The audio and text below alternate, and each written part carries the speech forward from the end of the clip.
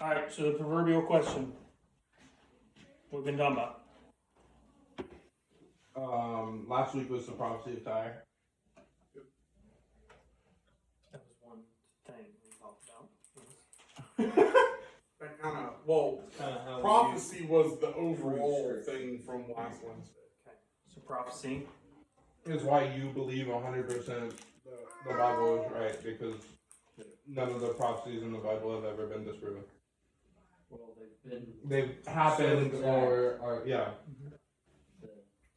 And the whole thing with Tyre Perfection. is that's people's argument, right? Is that it's the one prophecy or whatever that, Shaky.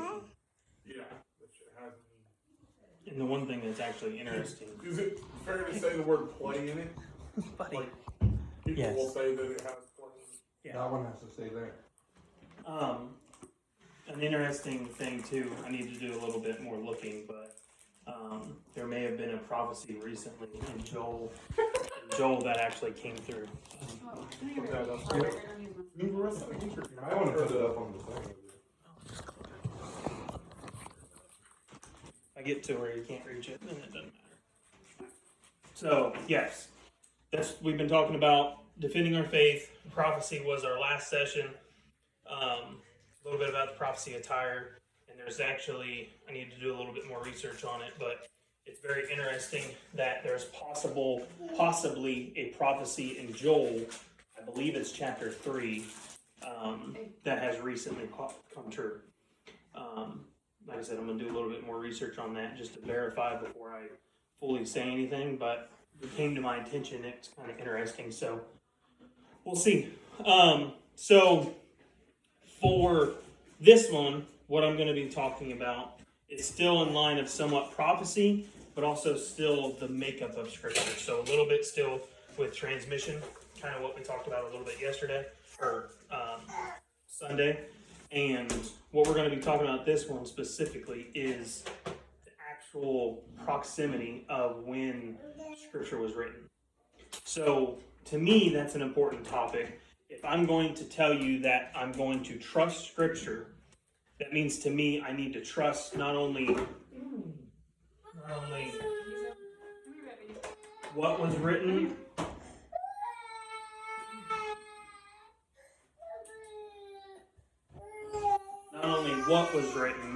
but also how close it was written. So we're talking about first-hand accounts, secondary accounts, all of that kind of stuff, because that is going to be critical to not only the credibility to Scripture, but also our evidence-based beliefs, right?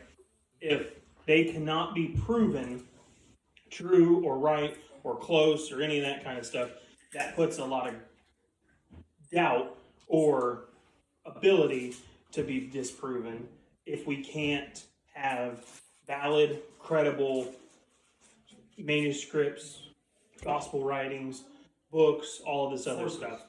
Yeah.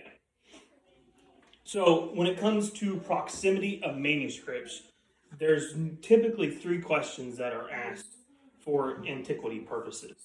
So it's when was it written? What's the closest or earliest copies we have of the documents? How many copies do we actually have physically of the documents? So what I'm going to be doing is I'm going to be comparing Scripture itself to other things in antiquity, which means in like documents. So when we think of antiquity, think of like legitimate, legible, written documents. Antiquity is also kind of an uppity word for like a library or like source documents, those kind of things. So we're going to look at documents, and I'm also going to look at people, because that's going to be an important factor into us. So we're going to look at what are considered adjudicated or justified, and then we will hold the Bible up to those same standards that they hold their other sources up to. And then that's going to show us how to completely dictate our Scripture. Dictate whether they can be justified, whether it can be accurate, whether it can be considered right. Okay? But I'm going to use their own logic against them, because by the basis of their own logic, they're a bunch of hypocrites. Okay? So, many people have heard of Plato. Not the stuff you play with, the actual person. I paid attention to history. Okay. So, Plato was an ancient Greek philosopher and inventor. He has a lot of written dialogue in different forms. So, he is considered a foundational thinker in Western philosophy, and his contributions span ethics, cosmology, and metaphysics. So Plato is known for his theory of forms, which says that everything in our world is an imperfect copy of a perfect version in another realm. So basically, it's harder to read the iPad than I anticipated. So, in this whole thing, basically what that means is everything that's here on Earth, that's on this physical planet, not only is it a copy of something, it's an imperfect copy of a perfect. So that chair, there's a perfect realm, and that is just an imperfect copy. It's kind of the easiest way to figure out what he's kind of saying. So he lived between 427 to 347 BC. The earliest recorded work we have is 900 AD. So he lived between 427 and 347 BC. The earliest that we have is 900 AD confirmed, right? That's 1,200 years between his life and the first absolutely adjudicated document that we have of him. So, on top of that, they found 7 different copies of his work. Okay? So, we have a 1,200 year span between, we'll just say, death and first oldest copy that we have. And we only have 7 different copies of his work. Okay? So, now, Aristotle. I may have heard of Aristotle. Anything? Okay.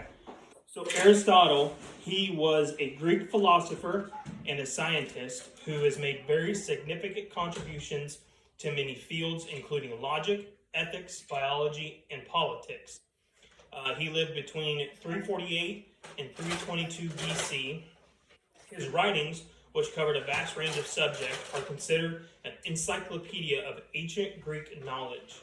So Aristotle was a pioneer in applying scientific inquiry to abstract and practical questions, and his work influenced Western philosophical theories for centuries. So the earliest copies we have are from 1100 AD. So he lived between 384 322 BC. The earliest we have is 1100 AD. That's 1400 years difference between his death and the first verified copy that we have.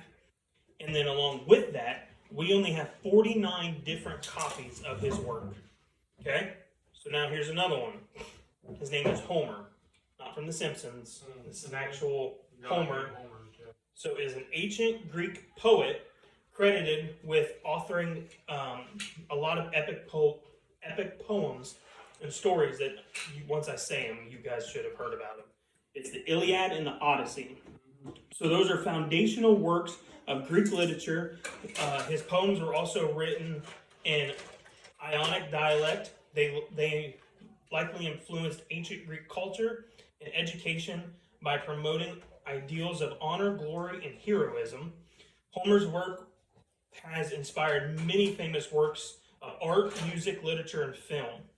So his oldest work is dated back to 400 BC. There's about 500 years difference between his death and his first verified known work. So far, he is the closest, and he's within 500 years of his death to his first written work. We've actually found over 600 different copies of his work. So of those things that he's written down. Now, this one was actually interesting when I learned about him. How many people have heard of Socrates? Okay, so Socrates was a philosopher and scholar. He is known as the father of Western philosophy. He's cited with shifting the focus of philosophy from physical science to ethics and morality.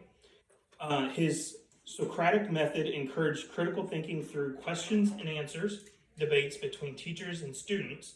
Socrates believed that happiness came from focusing on the soul rather than the body, and that harmonizing desires could lead to tranquility.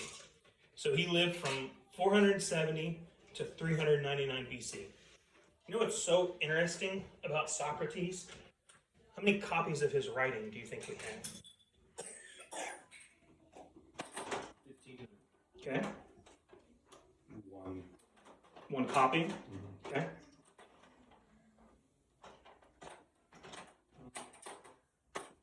Just throw a number out there. Wait, So, I get stung by a yellow jacket. Yeah, something. Mm-hmm. 7. 7? 3. 0. You know, he never physically wrote anything down. So, I kind of set you up for that one. What's the closest? So, because Socrates did not write down his own words, he didn't physically write anything down. So, when it comes to him and his work, we are going off of other people's writings about him. So, the closest account of his philosophy are the early dialogues of only his students, and mainly the one of Plato, as they were thought to be the most faithful to the historical Socrates. Scholars generally agreed that Plato's later dialogues used the character of Socrates as a mouthpiece for Plato's own developed ideas, making the early work the most direct window into Socrates' thoughts. So this guy is known, I just told you, as the father of Western philosophy, right? But he never wrote anything down. So how many times do you hear that exact same thing about Jesus? You hear all the time, one of his big qualms that come when it comes to Christ and Christianity is the fact that Jesus never wrote anything down. We're all coming from secondhand information. So it's nothing of, yes, we have what Jesus said, but Jesus specifically never wrote anything down. But they have no problem with Socrates. They have no problem giving him the credit that he deserves, let's be honest, but also has. So how does that work for Socrates, but that doesn't work for Christ? The reason is because they don't want Christ to be right. They don't want that to be able to be proven, so they're okay with that hypocrisy in that moment. They're okay with as long as it doesn't go to Christ, they're fine. They don't care. So, when we move to actual scripture, I think this is astounding. So, we talked about that there was 40 different authors. We talked about there was 1,500 years. We talked about all of these different stuff. Do you know when the earliest gospels that we have?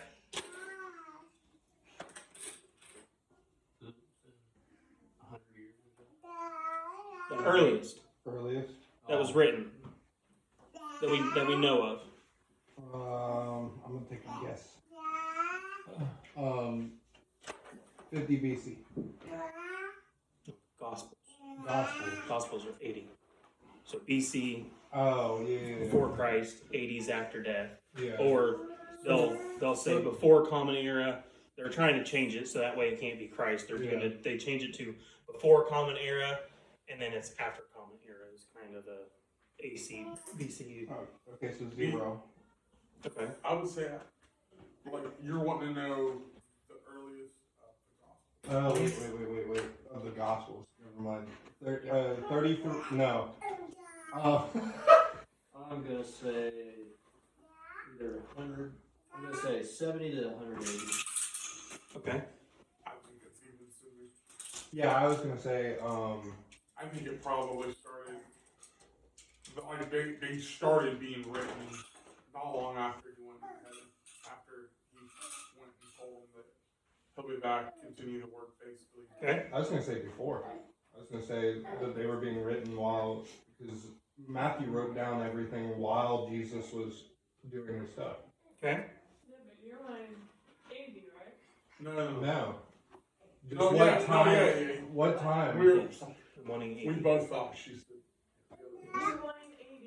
I'm wanting what do you think is the earliest account we have of scriptures of the New Testament? 80 stands for after the Yeah, after death. 3480.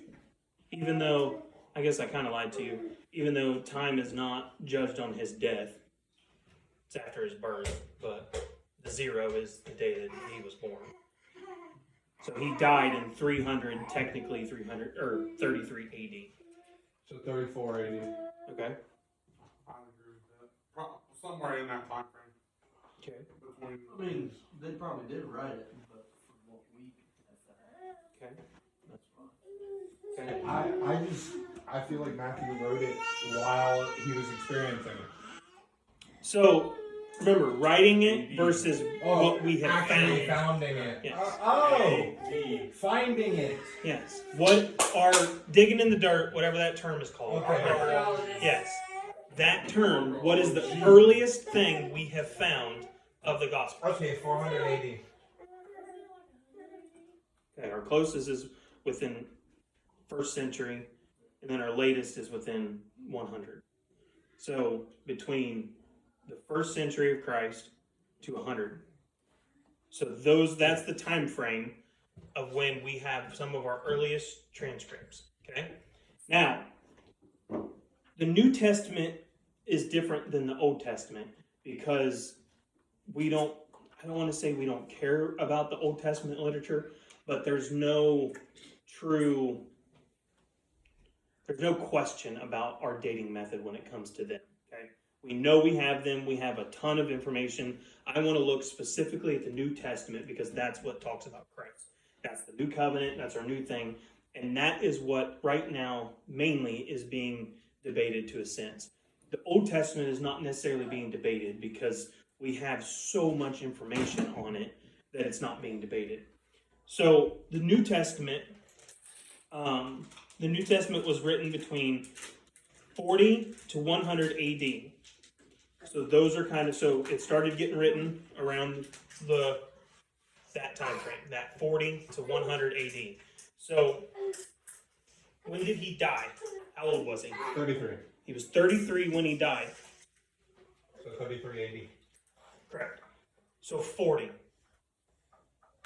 How soon is it? 5 years. 7 years. If he Oh, died at 33. He died at 33 AD. The closest we believe is 40 to 100 AD. So the closest is how many years? 7 years. From his death. So do you know what that sets up also? The perfection of number. Kind of. Well, yeah, I guess I didn't think about that. That's true. But also, how many of those people that interacted in all of Jesus' life, those whole 33 years, what's the chances some of them are still alive? They're pretty high, right? Oh, That's during that time frame, not Yeah. now. Yeah. No, okay. yes, yes, yeah. Well, no, they're not. I was like, wait a minute. I was like, The only one I'll give you a chance on is John. He might still be alive. But, so at this point, when we talk about all of these things, on the island. he might be. Jesus, he didn't say that he was going to die.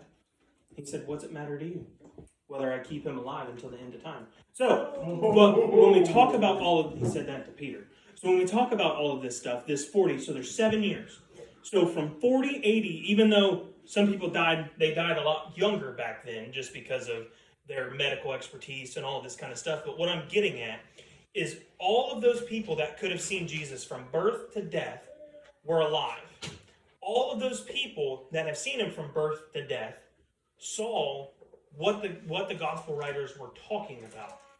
So they could have went up and said, that's not how that happened. There could have been, he didn't do that. Or what are you talking about? He sinned here or there, or I don't believe you because I have this or I have that. I lived it. So they have a chance of all of these people being completely 100% validated in their first-hand account. The only problem with that is we don't have any. No one has ever contradicted the actual story of Scripture. What they contradict or what they want to point at is, did Scripture actually happen? Did it happen the way that they said it did? And how can I believe you? So we're looking at Christ as the Messiah, which we'll talk about later. I still don't want to get into that right now. I still want to prove that we can trust Scripture with what we're doing, right? So within even 100 years, there's still somewhat kind of a chance, maybe, someone was alive then. It's a little more of a long shot at 100 because they lived so short in that time frame. But what happens is we have people to absolutely validate Scripture. We also have how many people did he appear to before his ascension? 500. Huh? 500. Correct. That's about how many people saw the bodily resurrected Christ. They saw 500. 500 people saw him. So all 500 can say whether it happened, whether it didn't, and what their thought was about it. So we still have that validation as well. And guess what? We still don't have a difference. The only people we have a differing kind of contention about are the ones that don't want it to be true. Those are the only ones that are completely invalidating Scripture that we can find. He's fine. So at this point, do you know what the closest copy we have found? The closest copy of what we believe to be the original manuscripts. What year? The original manuscript. A copy. A copy. The closest copy we have found to the original manuscripts. What year was it? Like, found? Yeah. 1480. Okay. Of the manuscripts of the Gospels. Is that The what copies of the original gospel. I don't know why this one is like say half a shade, and I'm gonna say 700. Okay. Throw this at you. At what point would you be amazed? How close? To us, or No, how close? How close of the copy that we have found would amaze you? Let's not get so much into what year we think it was, because I'll just tell you. What would amaze you? within 25 years? Okay. Is that a consensus? 25 years would absolutely amaze you. I feel like if it was longer and we had a copy of it or whatever, that would be more amazing. Okay. So I would disagree with the Okay. So you're saying further apart makes you validate it more? It would just make me more amazed, I guess. I don't know if I would say validate more, but. Well, the scripture you're holding now is the latest copy that we have. Because we talked about it on Sunday. The books that they looked at, they're within 5%, and all of it is grammatical stuff. We spelled a city a little different. We put some commas that weren't in there, some periods, that kind of stuff. We're within 5% of the Dead Sea Scrolls. We're within 5% of those manuscripts that we have found to our current day, today, good translation scripture. Than 5%. So what would amaze? So we have 25 years. Is that it? It'd be pretty cool if we actually found ones that were like 5 to 10 years.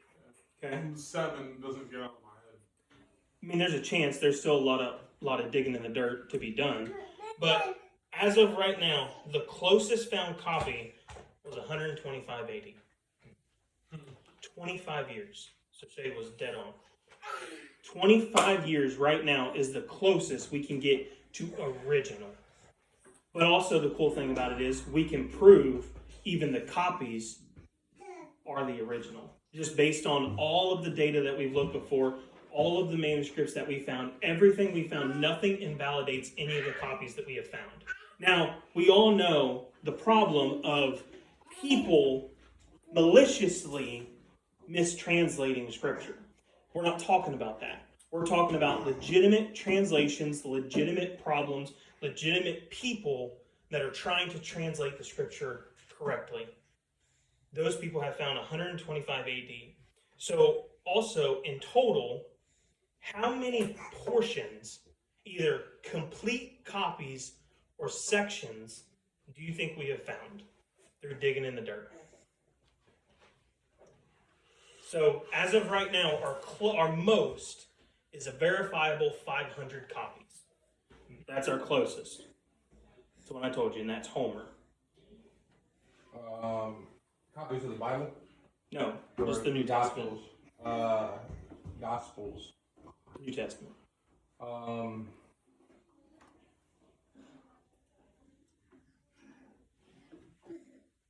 What do we think?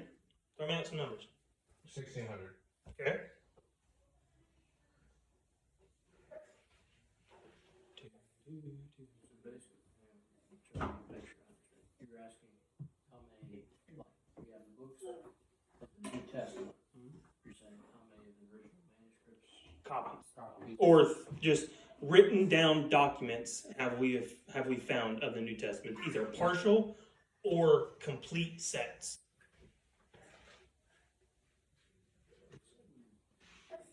Probably found most of them. Okay, what's the number? 15. 15. Like, just 15? Yeah. Okay. Either Hannah? partial, Okay. complete. Hannah? How many copies, like written down copies Mhm. of the New Testament Mm-hmm. that, Either partial or complete that we books. have found? Yes. Let's say all of them. Yeah, we have all of them, yes. But But he's wanting to know saying how many, many? how many copies, like, written down, like scroll written down? Yeah, Written down just like in a scroll? yeah. What we would use for antiquity purposes to validate our New Testament. Let's say like 100. Okay? Caleb? Like 400.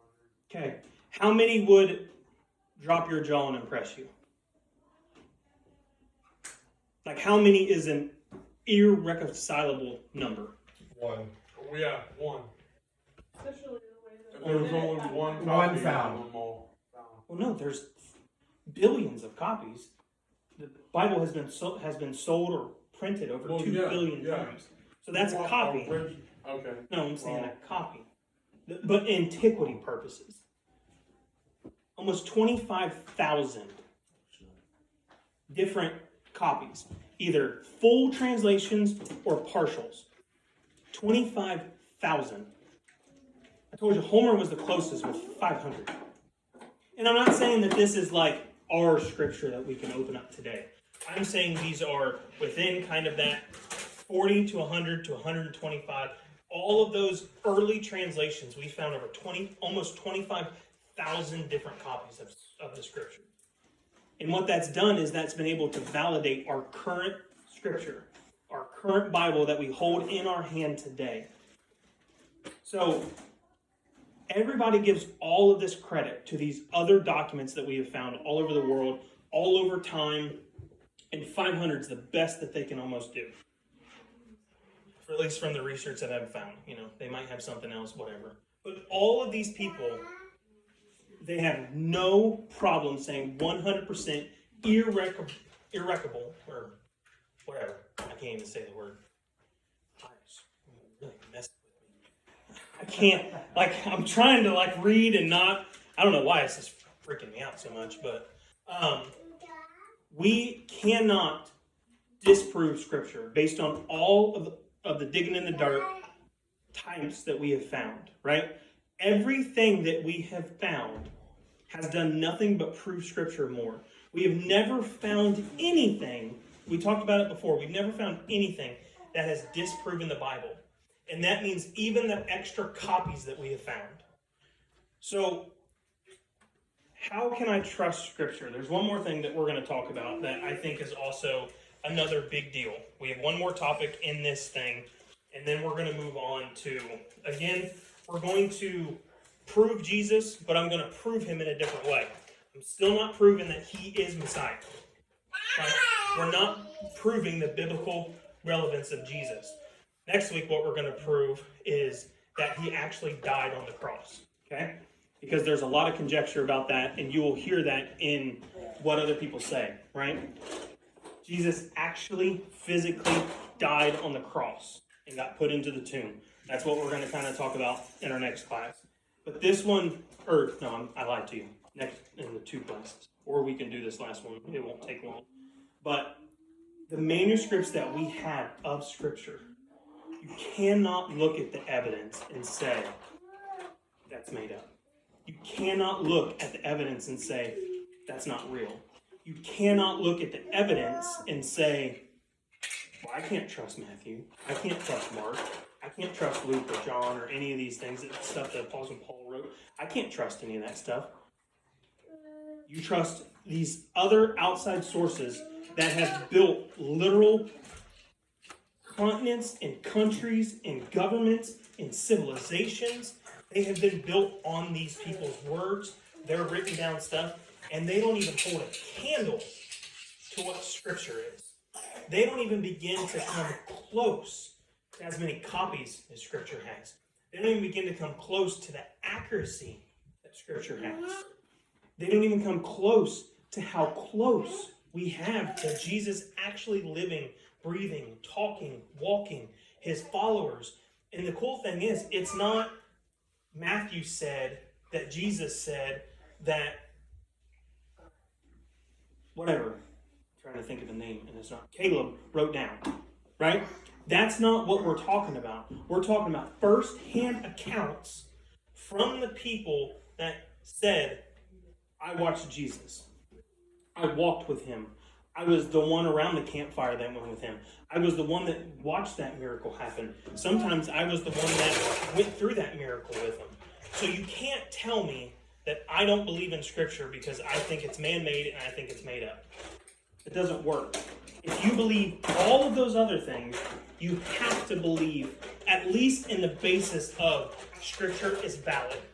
There's more documentation of Jesus, his life, his death, his resurrection, and his writings, or I shouldn't say Jesus' writings, the writings about him, than basically anything else in antiquity. Nothing else comes even close to it. So you can't tell me you believe in all those other things, but you won't believe in Scripture. It's an oxymoron. That doesn't work.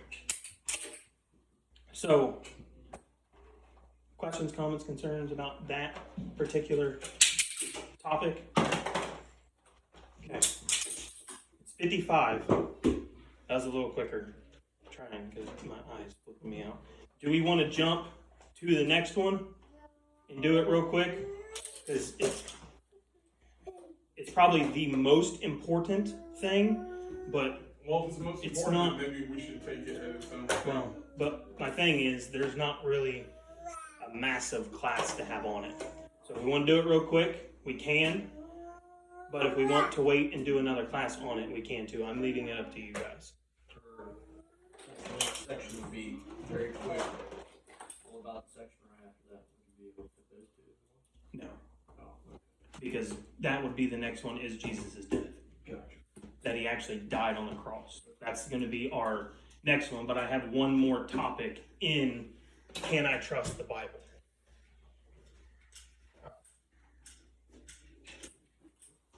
It's up to you guys. About waiting or going?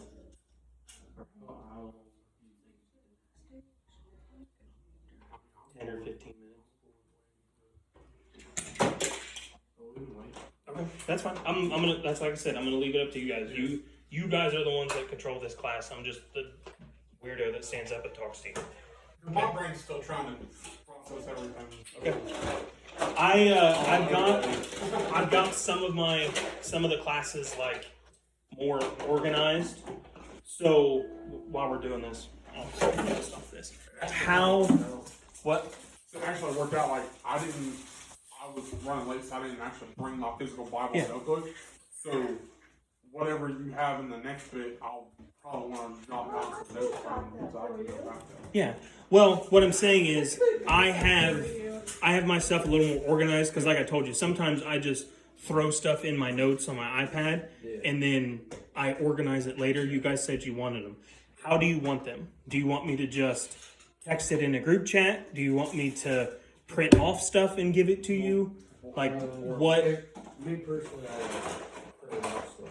Okay. Me, I would take the text because I would probably lose the paper. Well, what if I just do both? I'll print off a section, we'll do it, I'll send it in a group chat, or I'll like share a note or whatever. My assistant will be great at helping me get this organized. Because I am not techie at all. So she will help me, and I'll print it off what I have, and then I will also like share it or get it out some way. Okay, that'll work. All right.